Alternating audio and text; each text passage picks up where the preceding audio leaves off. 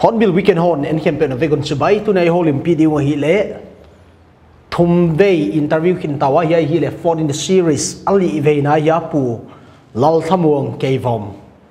Manipur IFS masapena hiya author hi dari ho limpi kin tawa history le tribal te religion tung tang ho him limpi kin tawa tu na ho limpi ding hile tribal te history ya Christianity na lud dan le denomination le tribe ai kikhen dan hi Zoram Khovel Bugup na nagel base in the Olympiad he. Pumuang. Thank you once again for coming to the studio. Yeah, Tribal te Christian a include dano mo bangon chiludu wa ko ya padong ludu wa ya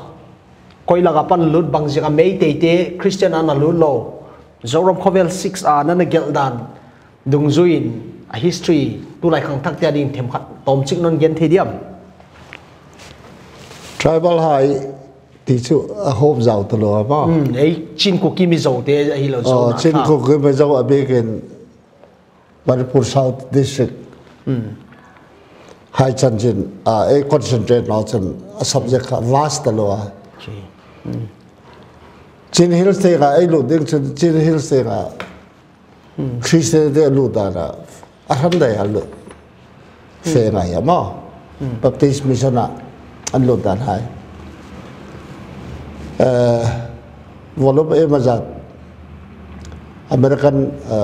missionaries auma an ni chan chu ei ni chan chu tu da ei concentrate tung tak chu sen wana 1910 khan what can robatan ti klangwal kum som ni le pali mi chau Dr. Fraserin Mizorama Rongbol tu dengan hoso kan ama dap doi ting en kol tu dengan ama personal expenses ama semua hong troi je what can robots chemist na tu lai pharmacist amane ti ding khang me khana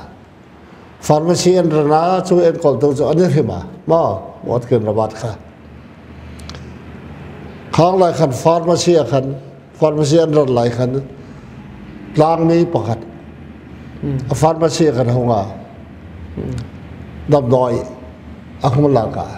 kholai au mina anta ama chen ke sen van khobi kani ta inlalin lekha them ta o kanla pain aob aizola hun suka aob tem te atama anle in lalpan aob tem te chen zohan bomal mizo tonga an sut kha lu sei tonga sut kha hi choila vapero hong pero ta an choi tera so sen van lala ni che sen van lala sen van lal khan chan bomal zohan bomal labok khan akoba hi le khab me hong thon tu hi ama ngai huin hi chan trai me ho ro se ti aje ka mo an choi ker tera so le khabo cho taka chan ot kham rabat kha missionary hong khop ne lo ordination khop chang lo kha sen wana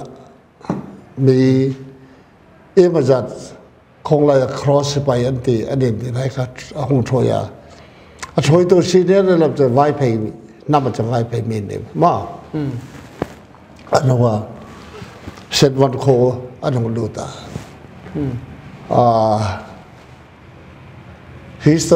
historical evidence เลยจะรังรักงานทว่าตักตลอดเดือนอินทรีย์นั่นจุด February December อันนั้นรู้ถึงไงนะสุดท้ายทว่าสัญญาณอาหูริลเอ็นกอลตูดิขันมีปัทบังเตระเซนปนะข้างให้ข้าอามาจันวารีหงข้าเอพริลไม่อันหงตลงอ่ะสิกุลันเชมาอันนี้ดีนะชูกุมนอกจนมิชนารีดึงอาร์ดาลาหงเตระวัดกิมระบาดขันอามาบิสันเลตั้งแต่เช่นวันน่ะสกุลดาบห้องกันเทคโนโลยีอินจุกน่ะอันเสียมามิชันเอาเงินตักเลยกันมิ่งดึงกันพาดาวคุกกี้ไปเนอร์มิชันไว้ข้ากุมบังจะละเวลของเฮีย1940น่ะ1940น่ะกันมั้ง1910น่ะอวาเฟค่ะมิชันอันพ้นตั้งแต่1914ขันนี่จะกุมลีนหัวมาไว้วันไลน์เซนโฟนจีของหมอยายลำกลำของมณิปุรกุมพินไว้เกี่ยวมีอินดิเพนเดนต์พรินซ์ลีสเตทไว้ก็เทแรงป้าเห็นทิ้งกลางรำนี้เอาหน่อแรงครับมาบริติชันเตะเขาวันเท่าขันแรงอันแรงป้ามณิปุรแรงป้าแรงอันเดมหาราชาดาร์บันน้อยอมเลย political agent British and political agent อันตีน้อยขนาดว่าทางระบบเหรอพระราชาดาร์บันน้อยขนาดเสียนะแล้วน่าให้ปุ๊บเหรอมันพูด political agent มีกันอันเป็นของเนี่ยมันพูดมหาราชาชูเดอร์อารมณ์มาไงนะอันมีเรา effective rule เราไงล่ะมันจะสุดท้ายนะเองละครเลยข้ามิสันข้ามิจารมันทว่าเรื่องทาร์อันเล็กขบูอันทุเรลายอันหุ่นชมมิจารมันทว่าทกตัวปุ๊บมิจารมันทว่าหัวหน้าข้างให้ขันมาอันหุ่นลักอ่ะกุมสอมและปังอาสูงขึ้นรับมันเจ้าในสเปกเบกอ่ะเห็นอาจารย์จันปุสุงปุ๊บเฮงเลเวลบิลปุ๊บเลทริปราชนันอันรองบอลนะคะอันจุลุตาอารักันโซนฮาลายนาเพริเฟอรัลเอเรียไอที่ดีมันเองมิชชั่นอามาอาลูลุตาอาจจะเทงเวลส์มิชชั่นอินเดียนคนละบาร์มาเทงบัพติสมิชชั่นอินคนละข้าการักันมันริปุรามิชูเอบีมิชชั่นมาอเมริกันบัพติสมิชชั่นโนยอันนั้นมาข้ามิชชั่นโนยอันนี้คนพาโลperipheral area silver la umhai kha kha kha thong target ta adan ta chu every mission and call to missionary kuta dengana sen pancho chanjin ra hung sil khan ahung object kha rega ma petigro khan Amirok tu kumsam ni le kumwa missionary hung dong kan tangkul area chau na chu rong bol lo surchan por lai takil khame thur hu hel lo na wat king noban kha hung no sel la christina so ni lo de ni roi kha ana za hung an thanga kumsam pa vel so kan christina hung let po pa ma surchan por area be po po he ta yan jona pakha ka zon du che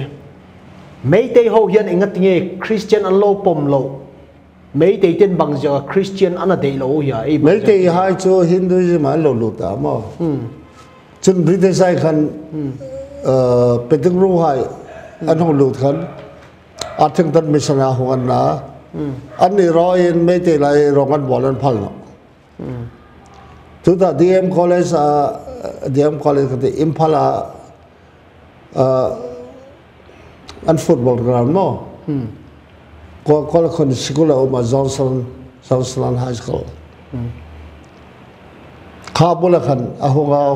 ปนินนักเกียร์มาเฮงไล่รองบอลเท่านั้นเลยอาศัยจะอันนี้ฮินดูสาคนเราเรื่องอันเราเรื่องอันนี้ต่างเลยบอยน่าสกตรงนี้อีตั้งคนเวล่ะอีน้องเลยรองบอลเท่ดีอันตามาตั้งคนเวลเต็งอาเฟมากขนาดมันจะพูดมหาราชาอนาวให้ค่ะตุยชนลากันจะปากันวัดเดิมเลขันจงตัวละสับตรงกับวันจงตัวละขณะขันมันจะพูดไม่แต่ให้คำขันมันอันต้นแรกที่นั่นเช่นเอาจุมาค่ะสุรการทบตัวอังเงินเซนซัสซูเปอร์เรนเทนอังเงินอันที่ละอินขณะขันเป็นตะกรุกันสุรการทุเรศในอังเงินตั้งคนเบลาหังเฟียโกครุลไลรองหังบอกแล้วนะมั้งข้าด้านตะกัจมันนี่ปุ่มปุยฮีอามาเอ็นคนทั้งหลายดิกันอามาเบลนะสุรชาเซนวันเลสุรชาปวดเวลมีตั้งกันทวนหุ่นเขาอ้อยแล้ววันนี้อันผ่านนัดทั้งโลกท่านเขาเรียกขัน object สันทองอะไรเขาobject สันทองเลยขันวัดขึ้นระบาดค่ะที่รันทองวันเดบอยจันค่ะเลยเนี่ยมิสรารีข้างหลังคนนั้นมิสรารีเราไม่ให้พัลดาเราจนสัญชาติทางเที่ยงเราด่านข้าบอสเซตด่านตั้งแต่บอสเซตนี่อันนี้เราจะอันนี้ขันกวันเทสิเรา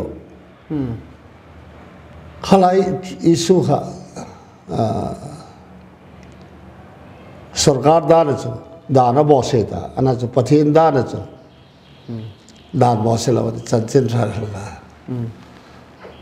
เองแล้วขอแล้วกลุ่มสอบปังกสุ่มขันนี่ซาดสายหันหน้าให้ตรงนี้รองอันบอลสายแม่มาชินฮิลเชนรองบอลนะมันนี่ปูสาวทานถอยรองบอลแล้วก็ตรงมานะข้างอาเฟชันไล่ตักขันอมิสันผลให้เอ็นคนตู้ดึงเงินลอนดอนเขาเชลอันชิมค่ะถ้าต้องเอาเลยอเมริกาโฮมคาวน์ซิลเซ็นดึงอเฟร์ค่ะวัดกันระบาดค่ะเฟดเดอร์เฟียคนพ้นปุยยุนดีนะสุดท้ายอเมริกันคาวน์ซิลเอ็นคนตู้ดึงอารุบิพกัดโรดคอลแมนค่ะsecretary อันน่ะข้างอันเฟย์ยังไงค่ะซุ่มทั่วเลยจะทั้งทออินดิกน้อในตีขันหงแหกอะมั้งสักทีขันกอลแมนอมิสร์หายแยกไปกันเอ็นยาจีมิสร์ตีหายแยกไปกันอามาค่ะอเมริกันอินเดียมันตอนนั้นมันโศกอะมั้งย่าดรุขับคนเนี่ยมั้งมองทาโดคุกกี้มิชชั่นจีเป็นครับบางจัง NIEG อันนั้นกี่แห่งอะบางจิกุมข้อกี่แห่งถ้าเราคุกกี้ไปแล้วมิชชั่นค่ะคุมสอบมาเวลข้าทวยรางวัลบอกกันมาสอนนั่นสบายไปไอ้นี่สุดท้ายพอดิสติกปุ๊บบางการชินฮิลเซนคนอันตรงกันเลยฮอมาลินเซนอันตรงกันเลยเรื่องรางวัลถอยมั้งทริปุระไฮอารักันฮิลเซนอันจะตรงนั้นอันมิสันข้าเล่นตากันไปขัน North East ปุ๊บโฮมเอ็นตีขันเป็นกันชากา North East India General Mission NIA Mission อันชาก1923ขันว่าอย่าง1923 NEIG จิตันว่ามั้งตุลายบังอาBaptist Presbyterian Zoutet Presbyterian ZBC ไอเกลมาร์เต EFI จิของไว้ divide นายเราอย่าง denominational divide จู่1923ขนาดฉากรองนักนั้นบอลซุยไปอเมริกา1928หลายคันอเมริกันคาวน์ซิลอันเซกเชียอันรวยป้าคัน mission khang a fe chal lai kha sumon pangin dak ting vel lai kha hung he ka ma chun indik lo ta ka manipura thu avarhira korana pural kha sorgale thang rol khan petugru kan boina sem boka hi tengen kha en kan vera khan Coleman khan mission ka hung lak beka Watkin robot sa Watkin robot mission ka 1929 lai khan so ama kha indera bantonan so ka mission nei ta si no le nei ta si no ana amirok ama loyal kha churuchan por bil te ma bi atama taman lawa khang khan independent charge mania in enkol mania enkol ti in kovin mission pun ONC no na charge in din tenit mission ne le perzola 1930 khan Watkin robot ta dengan loyal po khan mani in enkol po independent charge adin ko ba so Manipur adin ko ba khang hai po enkol tu ding khan in do pan ma pa na mission ti khan coordinating body khan Watkin robot khan po la hong se ma IBPM Indo Burma Pioneer Mission so NAG kha lakapu mar khole na to kan also chan podasana tak je her godaran mangta ma kum rukvel no khan Coleman khan kha tam ni ai popo NAG mission to ya hai kha presbytery pargunang thet nam tin kha presbytery padan nei tara saptuam te kha anam zong nam zong kan thretan na mo so the Coleman factor kan de adi wide wa emergency khan kha presbytery kha energy mission no ya anu bru ta cha ani ngei theitan wa mizo trong lu sei trong tipo kha to mizo presbyterian charsa hei churuchan polai kon pui vela ungai kmo en an luta vai phe ya kha ani group an luta gang te kha ani group an luta pai te po kha emana pingan ko kha EBC ya kha kan luta mar hai kha NAG la po ESC anti ma khana lo divide po mo in assembly and nei khom khan an in thoro thai ta so ang char chun politics khom churuchan pura tam thang ha beng ei me suk trader po ma ko chen de Coleman factor ka ti poi ma mai be mo yai poi tu tana madam thei nai lo so apart su hom kan tuin independent charge the pole NAG mission ka an hong ngai no phata ma mar rup su khom kan a fe pe ya ro chung thang soi na ho ke khoban te ba ana chu an kum rukvel chaw an dai an trader no ka EFCI de hai rồi yang nong so independent charge som dia le charang sang anong so EAC en lo boka mar hai la komen in thurong la thai ta na Coleman factor kha hat talwa por thang sang ai khan khan ai political unity ko succeed bonga poi da he in term ai thau ya con in con subway jol dia mo let me interrupt you Hiai AOB cho kha Mizoram apat ong lut hia kuainun hi saka ya hiai kha nam tengin Christian lut chila na ki thei ki jil vek hia AOB cho AOB ele nei no Mizoram missionary rong lu khan kum thom vel cho sapo pa the savage le puakkhiat te kha J.S. Loren kha ahung hoihsakdan an ni khan kum thumvel chaw anomen ABC an sung se pe kan ama khan school of thought pakhat ma ei lai Tripura High Manipur High Kachar High Bengali script Mangin lekhan lo chu tak lekhan ei ni khom Bengali script pang zona thagai kha lekha in chuk tem ding khan anong tia anong pe missionary dangan anong khan ei unau chin hil sam mi hain ABC mang ta sia English script ma ai ni in Bengali script ei mang chen eng tek lai khom in thurol thailo trong khan mang ni si ane horop dang dai mang ai ka a fel no ding nen ta ABC Mizoram khom nong da adopt vet ta political thuk do le la ma khala ka ya kon dot ut khat au ma mo pum pumong yai church denomination teong pai ma a tribe anaki divide kin sa pau tom tom kin sa mo i tribe teu ki divide na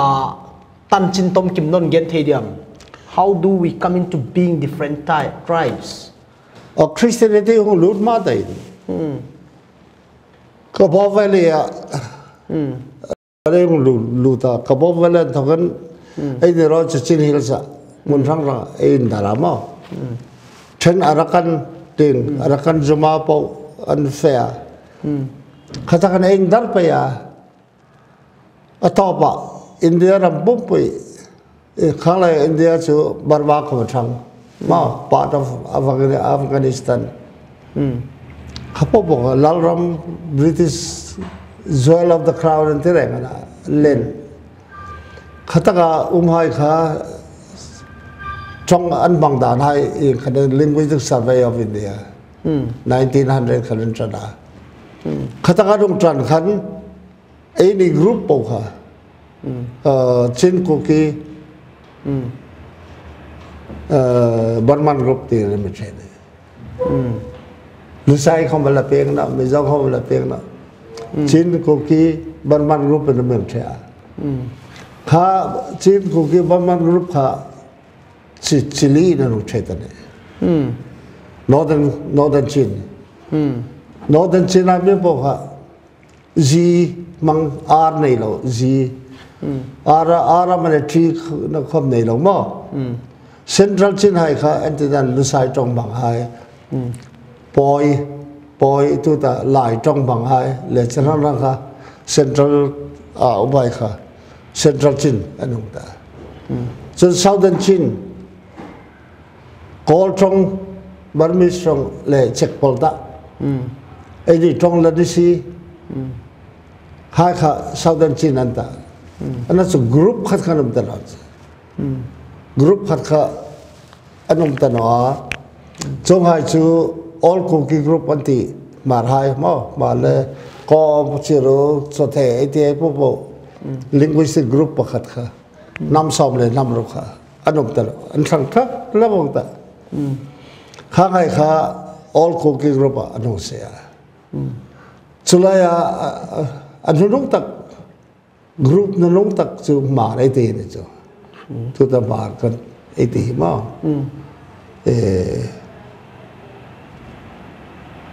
nam me khom de lo direction thil me me na sim ta ka chu sim te po ne sim sim te ha sim te không in one way or the other and never vai pay ai không khang group lại cái đấy là check bol sai mẹ mà mà lem khăn chu par ai thì direction par te nga fe pol mo ti pai mok lai là in khlaya uma mar in ti pol tam me nga ne mu nei ta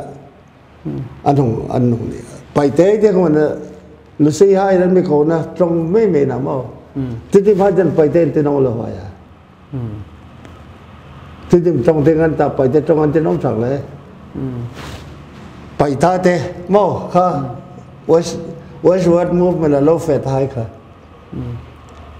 khang hai kha lu sei trong lu sei hai ren ko da dap za re the dap pan za ma in sunga de ne dap za ra ta dap za khat nam mang na hu ma lu sei trong le G group le R group check pola dap za trong kha khang a thong yen khat pe khana apa chen mara hai ko la kheran ta pôn khong leปัดหม้อลาปัดเทมเต็งแอนด์คราฟเต็งอันเทมเลยครับลักเขรันตาอันนั้นนี่ลักเขรันที่ไงเราอะมาราอันนี้ที่จริงแล้วเองคำนี้ละตรงทั้งไอ้น่าตรงจะกันตรงทั้งเองมัน develop อ่ะตรงสมนี้เลยประกอบเปลี่ยนมันนี่จ้ะsurvey ทองข้าขลายตรงกลางโลกตั้งไงมั่งจูลุเซจงหงนั่นตาลุเซจงฮีอามาจันดูหงโง่จงนะดูเรียนจงนะดูเรียนในจงข้าใส่โลลัลเชิญขันมาดีจงน้ำจงอันน้ำจงอันนั้นมังอ่ะอันโดนแล้วถ้าพอแต่ข้าจงข้ามังซุยเปียหรือใช่จงตีห้องนี้ตาข้าจงข้ามังกันทำทั้งทริปสามนี้ประกอบอะไรมีข้าอันนี้เสียอะไรขันหรือใช่จะให้จงรุ่งตันเนาะที่ขันมีเจ้าจงในนู่นเลยตาสู้มีเจ้าอันถกจนเจ้าจงให้หงเป๊กเป๊กกันนะตัวนี้ไอ้นี่ทำป๊อปขลายhistory ก็ research ตักทอนะวางเข้าไปละอีกเลยนำ R group เลย R Z ในเรา R ในพอล R บางทีเรา Z group ไอ้หงสุขนะที่เราก็มี research ทอพอลินไม่ใช่ทอไอ้เชลาไอ้ history ของจริงเด็กตัวไอ้เกี่ยวนะที่ประสิทธิ์นี้ก็มาเทียบจูขัดนะอีริลิเจียนข้าหอยตะกาColeman factor นะเจ้ามั้งองค์kigenตาอี tribe เลย religion มาสานkigenเจ้าขี้ไหนจูฮิเล tribal เขาเวลติงข้ากิโกมโคมา tribal movement นี่จีเดียวข้าทุนเนี่ยฮอบเราเฮียไปด้านดิกเทเราเฮียบางอันนั้นมุดานpatriarch ขังมาซาอันน่ะเพียงตัวตั้งโฮลิมปีเทดิ้งตมจิกเตลก็ขัดนะเฮียบางอัน analysis กัน tribal movement เตะบางอันคอยละก็ไปดิกโลน่ะฮิเทนอลโลดิเฮีย solution อมเฮียตัวเที่ยวไปมอตักจ้ะวัน geographical area น้อยเราstate ทั้งเราเบก country นี่ตัวเล็กมาละตุน่ะบาร์มาตมานะมา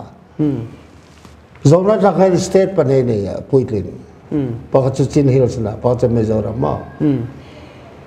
เขาเวลานำขัดเองสเตททั้ง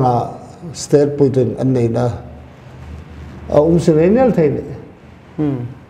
สุขแค่จะพ้นทั้งมณีปุระหายกัจจาระหายฮาฟลงเบลายพ้นทั้งเอ็นตาระสเปรดไปอ่ะเดลิทรังหายมุมไบหายไอ้โจรเขาเป็นข้าหุ่นเองขัดไปอ่ะข้าเขาเป็นข้าเองที่นำเอาเฟซไปตัวเองอันนี้จะพูดมั่วแต่จะ linguistic group ไอ้นี่ไอ้ maintaining จน some cultural unity ไอ้ทำปนหายไอ้ทำลามหายไอ้ทอดานหายอินในที่น้ำทั้งไอ้มาสอนหลัก Republic Day High Independence Day High ที่ทำให้นี่ได้เอ็นตินาดาบอใช้อะไรกันทำปนไปเทศนั้นไม่หลักไปป่าไทยนั้นไม่หลักไปสิมไทยลุเซียนั้นลักวงตีเวลทำให้เอ็นในตะเลยนะมั้งอินในนอนลาจูอินซูเราดึงสารีอินซูไปไงล่ะว้าเอ็นในน้อยมาเอ็น ein chu hi lo ma man kong khan cha ei u naw na entin na khing teng ba chu an lo re lan ta an thai me ma lung ril na teng le ke ka lo an chu thai chin kha kha amir sa ei ni la ya tu ta unity ei ti hi fe pe ta atau pa de ke khom to chu linguistic language thaw tu lingua franca trong tlang lo na e mang tak khi tu hin cho chan pu lai lam ka vel su ma ang khan lu sei trong ai ti an la ta no ana so an la ta nai ti khela in ti na fela kholai khom television an play re he an bel khasab khom ne ha sela mi zo trong nan trong zit invasion sao chỉ đi sa fela ma television an play bobo ran sak bobo mi zo ma mi ba kha invasion ka tha de me mala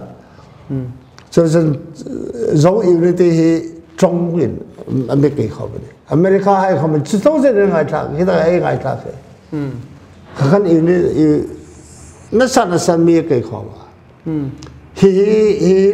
ra la hu so ding na ma an so mega zorong khoi lai ti hi bul ve hi bor vel unity cultural unity hi dam ti me la ke khom nong de international zo conference da na san ai la nei ding achangan ni wa ka dam nei ta achangan anh này bị đau không là này rồi nào bên này, khán giả anh làm cả này ta, anh New Delhi này ta international Zoo conference mà, là này tiếng, khá unity khá, ấy maintain phát, asal minority group lại hiện, không phải là tắc đầu tu ấy là thế này, ấy thì Zoo group này, ấy ta mà này xuân lệ khát thấy mấy tâm bộ Himalaya unity khát ai din thế na ding hỏi tăng cái này cái lệ existence lệ identity hi arem vek thế anh em on worst case scenario chích thế thì identify ấy tụm này slowly and slowly đam tin eliminate by the forces of nature. Lên lema in home khom la kha. Ahum ra do. So a political unity hi a surviving son. Lên lema a khom no chen thai no. To not is spoke of one voice in trunk khom ta in la. In the rama a na. UP ama UP ka MP za an nei thai ha. Manipur MP pani chawe nei ikthera voice nei the asam ra po khame inthuro la MP som thu ni som thu par ko ei nei the chawe khala khan ei ni group naga group zo group chirang thaga ikhatai nor phale ei sa group maren ni lo pai te in ni lo sim te zong ni lo e sa group e non pha pale voice ni de del he ko asa so bor da ra me ta ma e po mo na hi hijack thai na an hijack ding chun hindu in an bi chim ral vong phot tu la so khatin khan na sa ai thang rong chun bi tok thai lo de khatak khana apoi ma na tu lai tak in interview lai tak in military coup mo Burma te refugee piang ding igen ngam kewa Burma parong ki pan kai chi le igen ngam kewa refugee ong ki do khom khaw ni le ki lawa ya identity mang existence mang ta ya ai kele Mizoram ten state an ja wa paw ngam chau ya ya de bang tu ka hak sa ya tu situation hilai issue khir deu le na ma anam anga ai ka ding chun chin his le ka bo vele ya atam tak atam na zona ra ngai ni cha zona khai na khalai khan Mizoram chu ei Jerusalem de wana aizon sa king ting an thwa huai reng kha boina sipain boina se mai sela sem no hai sel la exchange thing la khamna jeng ne cha ban maram democracy no ya e manager na mum kan tama tam aizol la kan pem to ma mo ani pem to ani ram fa zona all sam tak la tun tam tak su kha boy da khanong kir no ka aboy tak lai lep chu cái Burma kom lại là tăng quân 1988 Medri Sarkaran lạc mà Aung San Suu Kyi yang kat toya election ko la absolute majority Allah ana cha power and pe no machine khala ya August 88 te ka hataka sipayin lalna la kha cái Burma kom lại là cái toya cái embassy ka den ko na khalai khan chu mi sanga tim khan thi ni chu tu ta mi chu ai te cheu nang me me ne khang lai khom khan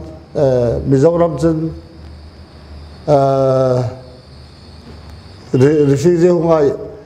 refugee hunga ra na champaya en ka sim pe ka chun identity en pe ka delhi an lang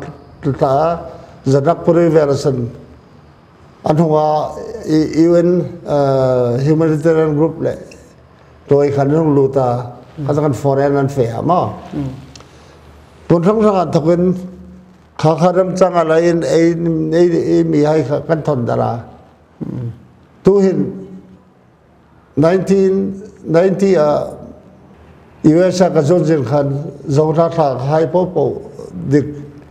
directorian sema now pang team side Canada le America me ka 82 zone total in terms of thousands Maryland ro to 20,000 to 30,000 ai mi hai na nom ta khanga kha ai economic base ne ta ma bar mo boy na le so khop the America so khop ne lo he Malaysia Singapore like home money association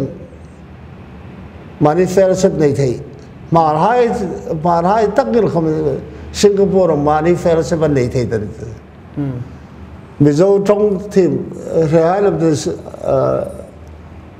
Tokyo dam hon thang fellowship nei ta khang khan economy and so on about blessing in disguise selection ai royal hilaya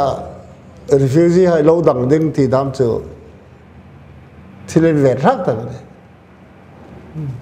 chen kha refugee lo dang tha international dan khom na phal rang rang ram pa dan tha ram dang political boy na le ma eng khatal boy na le hong hai kha elo welcome tha elo welcome tha UN thune thoi ko ba drone ta an in refugee nga ne kha chu a chop na pek de even hoi ma khalai khan hilaya lo dak gir ti vel kha so a patent to no ta lo very inhuman patent to no ta lo thu lai takin a tribal movement in crisis in a kiuma mo in nam chet wai boy wa thado ku ki mar I movement te le election tampio ma mo yai movement te hi a fruitful thei tak tang na diam how far do you think it will go bangai bol hialu bang chi bol la ho e hia hitak he ai ni roi he e har so no chen e har so no chen border vela commercial activities ati hai pobo ramri ahum na nga sumdong na pobo hi nam warlem nam hauslem Hiai anh take over vòng pha cho thong ai làm ta lo khá khá trong rong khvel một thi bạc na activate ta ấy bị phải hay không tôi ta look at policy anh thì among trang cái tôi ta ai trang này gì unity ấy thì in some form khai in some form political in some form tool na cultural unity này in total person khai sub dong na khai control la ấy này cô ta ông chân à hôm cái hồng tắc pha lại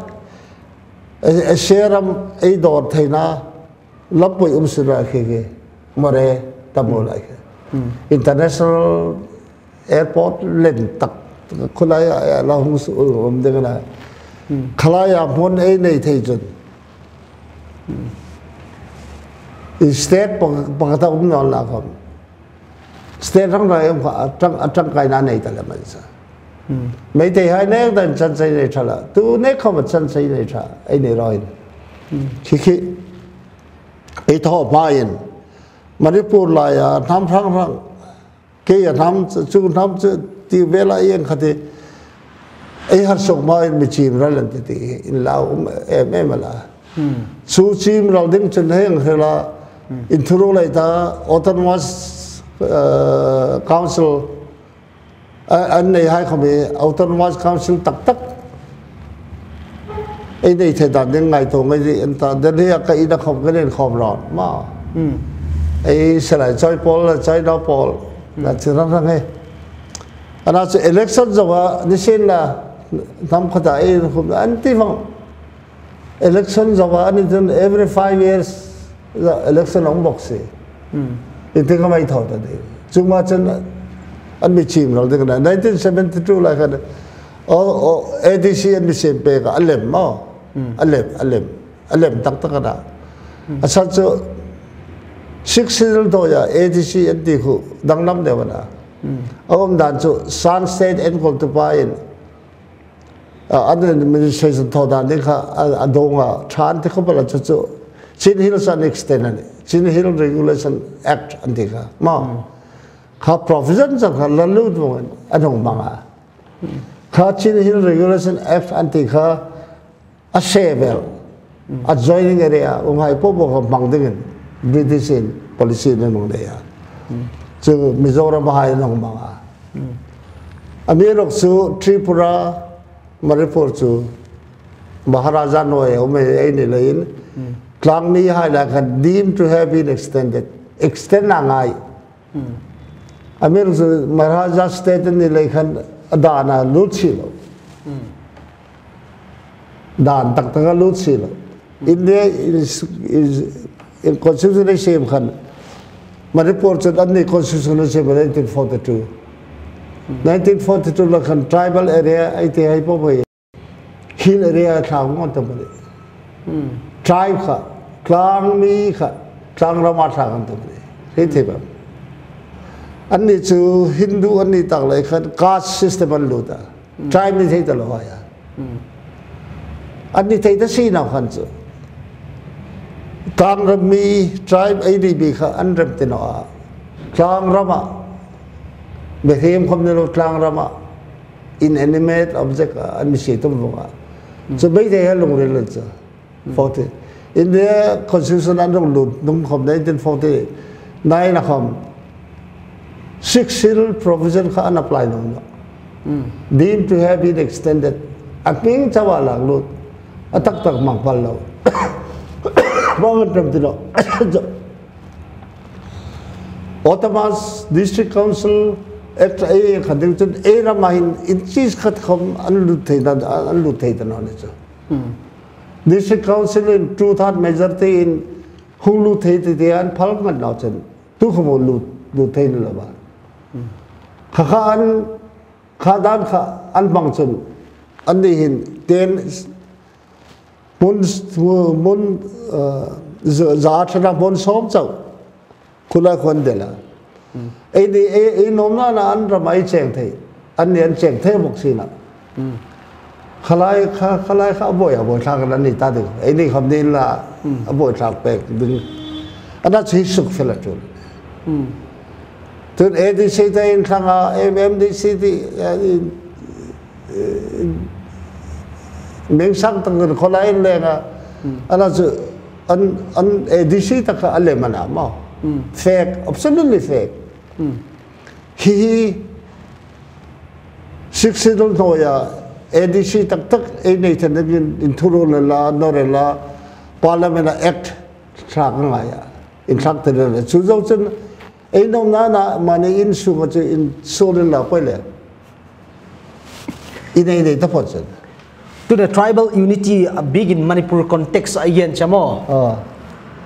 language barrier ipau teng ki theya himale lai bu bang mai gel chena education level a yet chena mar pawa mizo pawa lai na gel ale state pumpin sim thei mar paw na gel buzani le ki khong zo lo nang ma kam teng hi amo tribe dang teng le it applies ki bangai chu why din muna hi tang le mizo te literature lang asang pen why te kha e school class 4-3 tan well introduce in meeting in literature kharin le khabu sim thei le namdang te adin existence a trade diam namdang khatsa namdang sublet na hi khadiam banga na ngaihdan divide and rule policy kha mangin MIL nong an mang pek senga mo polso pa de vel sen bang the na college sa bang the pol kolom dana cha ei di roi lai corruption en nong tu ni ro ta particular MIL subject in tam tak 100% muin tamania anh thêm lại nữa đâu mà mang ăn một sáng rồi đang học subject khác thằng bồi thì đấy cái nó sẽ corruption basis này Mizoram mà đâu chứ thì ra thằng district council school law in the higher na kan pol nga chen Mizoram in chuk thêm thai cho anh thêm này lekha khaban jek thei tani pol nga in pol nga standard ini chu pol so pati pasi 900% boy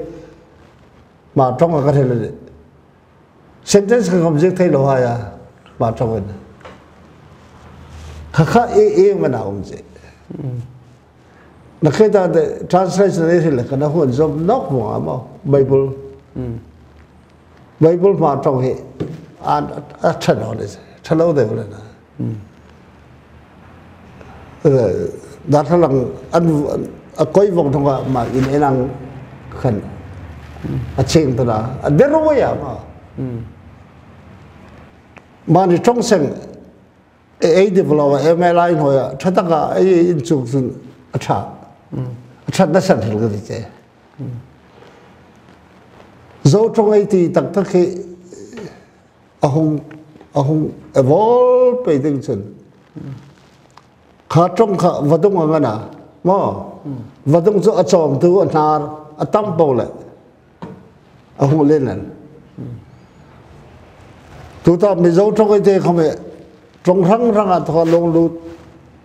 ina som na tu anar ahong som tu ha ka ai that pe chun a tho pa avadung khong kha tuy ở trong tôi từng ông ta làm hoa vào lại ai khát đến English ở đây là có một cái chim luôn rồi English trong lệ dấu trong là anh đang opposite English dấu trong là ai là lu rất là em mang thấy à thế này thế nào sterile này chim mà go down thì kuda mấy ta तेरा कुदाम चक्कर मांग थे extend तुम ना थे ना चुने चन sterile को ऐ लग लो चुन खास sterile को खाने ऐ ट्रंग एक हज़ार तब वदंग तुई तलाव वदंग चु लाव मुझे अथी में ना उनके MIL ही लौट गए खात पे चुन ऐ ट्रंग तेरा में रूट खा शेर सरे था Khan dâu trong evolveไปค่ะachomได้เลย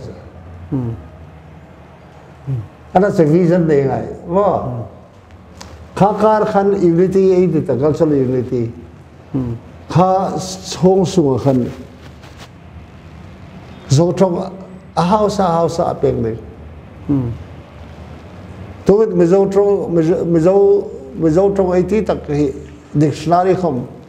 cái mà lệ không muốn học về mà công tin lệ không muốn giả lệ xong mà thà trong tắc